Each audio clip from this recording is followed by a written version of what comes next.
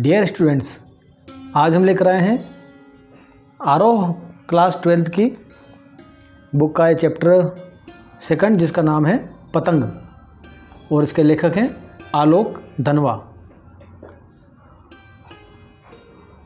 कविता शुरू होने से पहले आपको मन में ये दृश्य जमाना होगा जो बरसात समाप्त होने के बाद में सर्दी का मौसम आता है, सुहाना सर्दी का मौसम। और उस समय जब बच्चों को पतंग उड़ाने का मन करता है तो किस तरह से पतंगे उड़ाते हैं और उनके मन में किसी प्रकार का भी डर नहीं होता है कि गिर जाएंगे। वे केवल अपनी पतंगों को आकाश में उड़ाने की सोचते हैं। इस दृश्य को दिमाग में रखते हुए इस कविता को हम अगर समझेंगे तो जल्दी हमें यह कविता समझ में आएगी। तो लीजिए शुरू करते हैं हमारी आज की कविता जिसका नाम है पतंग। सबसे तेज बौछारें गई, भादो गया सवेरा हुआ। तो लेखक कहता है कि बरसात जो बहुत तेज़ी से मूसलाधार बरसात होती थी वो अब समाप्त हो गई है, बौछारें बंद हो गई है। और हमारे हिंदी का जो कैलेंडर होता है उसमें जो त्यौहार और ये बताए जाते हैं मौसम, उसमें एक आता है श्रावण के बाद भाद्रपद। तो भादो उसे कहते हैं कि सबसे तेज़ बरसातों के साथ में भादो समाप्त हो गया है और सवेरा हुआ। अब सवेरा हो चुका है। रात भर की बरसात के बाद में और भादो के समाप्त होने के बाद में अब जो सवेरा हुआ है, यानी अब मौसम समाप्त होने के बाद में शरद ऋतु आई है, यानी सर्दी की ऋतु अब शुरू हो गई है। तो जब सर्दी की ऋतु शुरू होती है तो उसमें आकाश सुबह के समय कैसा होता है? खरगोश की आंखों जैसा लाल सवेरा। अगर हम रात में खरगोश की आंखों को देखते हैं तो लाल दिखाई देती है। उसी प्रकार जब सूरज उगने वाला होता है शरद का तो उसमें वो सूरज भी खरगोश की आंख जैसा लाल दिखाई देता है।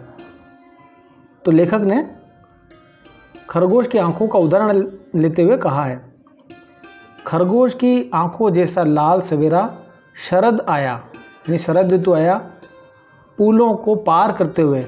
ऐसा लगता है कि जैसे पुलिया को पार करते हुए अब सूरज निकल चुका है, अपनी नई चमकीली साइकिल तेज चलाते हुए। जिस प्रकार सूरज निकलता है तो उसकी किरणें जो है चमकीली दिखाई देती है। और उसका उदाहरण देते हैं कि जैसे कोई बच्चा साइकिल चलाते हुए घंटी बजाते हुए ज़ोर ज़ोर से चमकीले इशारों से बुलाते हुए। तो ये सूरज की किरणें हैं इस प्रकार निकलती है जैसे कोई बच्चा साइकिल पर तेज़ चलाते हुए घंटी बजाते हुए सभी को बुलाता है, अपने मित्रों को बुलाता है पतंग उड़ाने के लिए। पतंग उड़ाने वाले बच्चों के झुंड को चमकीले इशारों से बुलाते हुए। कि सूरज की रोशनी इतना प्रभावित करती है, हमें आकर्षित करती है सर्दी की ऋतु कि हम सर्दी में हम धूप में बाहर जाएं। अक्सर हम गर्मी में बाहर नहीं जा पाते, लेकिन जब सर्दी का मौसम आता है तो हम धूप में जाने के लिए बैठते हैं। तो पतंग उड़ाने वाले बच्चों के झुंड को चमकीले इशारों से बुलाते हुए और आकाश को इतना मुलायम बनाते हुए कि पतंग ऊपर उड़ सके। यानी आकाश ऐसा लगता है कि हमें बुला रहा हो पतंग उड़ाने के लिए और इतना मुलायम हो जाता है। यहाँ मुलायम का तात्पर्य यह है कि हम गर्मी में बाहर छत पे जा नहीं सकते और इतना आकाश तेज होता है कि हम उसमें पतंग उड़ा नहीं सकते। लेकिन शरद ऋतु में मौसम ऐसा हो जाता है कि हवाएं भी ठंडी हो जाती है और आकाश पतंग उड़ाने के लिए अनुकूल हो जाता है। तो आकाश भी हमें आमंत्रित करता है कि हम पतंग उड़ाएं और पतंग भी ऊपर उड़ सके। आकाश को इतना मुलायम बनाते हुए कि पतंग ऊपर उड़ सके, कि हमारी पतंग ऊपर उड़ सके और मुलायम ये आकाश लगता है। अब जब बच्चे पतंग उड़ाते हैं तो कैसा लगता है? दुनिया की सबसे हल्की और रंगीन चीज़ उड़ सके, दुनिया का सबसे पतला कागज़ उड़ सके। जब पतंग उड़ती है तो कैसा लगता है कि वो दुनिया की सबसे हल्की चीज़ आकाश में उड़ रही हो। हमें देखकर आश्चर्य होता है कि वो रंगीन सी चीज़ छोटी सी आकाश में कैसे उड़ रही है और पतला सा कागज़ कैसे उड़ रहा है, और उसके बीच में बाँस की सबसे पतली कमानी उड़ सके, और उसके बीच में बाँस की पतली सी कमानी भी होती है, वो भी आकाश में उड़ सके। इतना आकाश पतंग के अनुकूल हो जाता है कि शुरू हो सके सीटियों किलकारियों तितलियों की इतनी नाजुक दुनिया। अब उसमें जब पतंग उड़ती है आकाश में तो बच्चे जो है वो सीटियाँ बजाते हैं, किलकारी करते हैं, शोर शराबा करते हैं, आवाज़ करते हैं। तितलियों की इतनी नाजुक दुनिया, इसी प्रकार तितलियाँ भी वैसी नाजुक होती है पतंगों की तरह, वो भी आकाश में उड़ती हुई दिखाई देती है। जन्म से ही वे अपने साथ लाते हैं कपास। अब बच्चों के लिए कहा गया है कि जन्म से ही अपने साथ वे कपास लाते हैं, यानी मुलायमता। कपास का यह तात्पर्य, जिस प्रकार कपास बहुत ही रोई जो मुलायम होती है, उसी प्रकार बच्चे भी जन्म के साथ ही वो कोमलता लिए हुए होते हैं। इतने कोमल होते हैं कि उन्हें किसी प्रकार का भी भय नहीं लगता, वे बिल्कुल कोमल होते हैं। पृथ्वी घूमती हुई आती है उनके पास, बेचैन पैरों के पास जब वे दौड़ते हैं बेसुध। वे निडर होकर पतंग उड़ाने के लिए तेज़ी से दौड़ते रहते हैं और ऐसा लगता है जैसे धरती भी उनके आसपास घूम रही हो, धरती भी उन्हें घूमती हुई दिखाई देती है और वे निडर होकर दौड़ते रहते हैं। छतों को भी नरम बनाते हुए, दिशाओं को मृदंग की तरह बजाते हुए, ऐसा लगता है कि उनको देखकर छत भी नरम हो गई है, क्योंकि वे छतों पर कूदते रहते हैं, दौड़ते रहते हैं और दिशाओं को मृदंग की तरह बजाते हैं। ऐसा लगता है कि दिशाएं भी उनके लिए एक वाद्य यंत्र बजा रही हो, उनका स्वागत करने के लिए, पतंग उड़ाने के लिए। और जब वे पेंग भरते हुए चलते आते हैं और वे जब फलांगे मारते हुए, तेज़ी से चलते हुए, कूदते हुए चलते आते हैं, डाल की तरह लचीले वेग से, अक्सर जैसे कोई डाल लचीली होती है और लचीली डाल कभी टूटती नहीं है, उसी प्रकार वे बच्चे भी डाल की तरह लचीले वेग से अक्सर क्या करते हैं, छतों के खतरनाक किनारों तक उस समय गिरने से बचाता है उन्हें।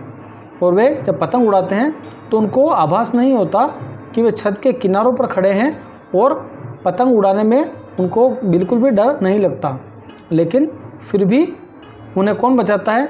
सिर्फ उनके ही रोमांचित शरीर का संगीत, पतंगों की धड़कनों,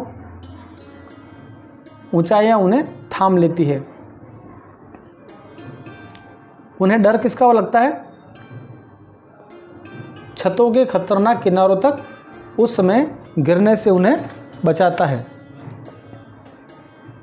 सिर्फ उनके ही रोमांचित शरीर का संगीत, उनके शरीर में उसमें ऐसा रोमांच हो जाता है पतंगों को देखकर खुशी के मारे कि वो उनका सारा डर निकल जाता है। पतंगों की धड़कनों, धड़कती ऊंचाइयां उन्हें थाम लेती है। ऐसा लगता है कि जैसे जो पतंग उड़ रही है उनकी ऊंचाइयों ने उन्हें थाम रखा हो। और ऐसा लगता है मान लो जो बच्चे पतंग के धागों को अपने हाथ में रखते हैं तो ऐसा लगता है कि उस पतंग के धागों से ही वो रुके हुए हैं और कहीं भी गिर नहीं रहे हैं, यानी उनका जो बैलेंस बना हुआ है वो पतंग के धागे से बना हुआ है, ऐसा हमें प्रतीत होता है।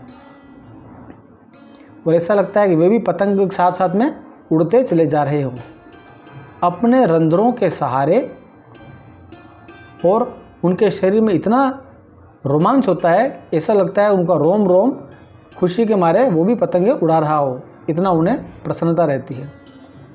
अगर वे कभी गिरते हैं छतों के खतरनाक किनारों से, और जब वे पतंगे उड़ाते उड़ाते कभी छतों के खतरनाक किनारों से गिर भी जाते हैं, लेकिन फिर वे बच भी जाते हैं, तब तो और भी निडर होकर सुनहले सूरज के सामने आते हैं। और पतंगे उड़ाते उड़ाते जब वे गिर जाते हैं और बच जाते हैं तो वे और भी निडर हो जाते हैं, उनका डर निकल जाता है। उन्हें लगता है कि इतनी सी जगह से गिरने से हमें कोई खतरा नहीं है, तो वे और भी निडर हो जाते हैं और सुनहले सूरज के सामने, जो शरद ऋतु का सूरज होता है, उसके सामने आते हैं। और ऐसा लगता है पृथ्वी और भी तेज घूमती हुई आती है उनके बेचैन पैरों के पास में। तो ऐसा लगता है कि पृथ्वी भी बेचैन हो गई है और पृथ्वी को भी लगता है कि बच्चे जो हैं इतने ऊर्जावान हैं, वीर हैं, तो उनके बेचैन पैरों के पास में पृथ्वी भी आने को तड़पती है। तो यह कविता हमने अभी पढ़ी थी, पतंग। आप देख रहे हैं संस्कार गुरु चैनल।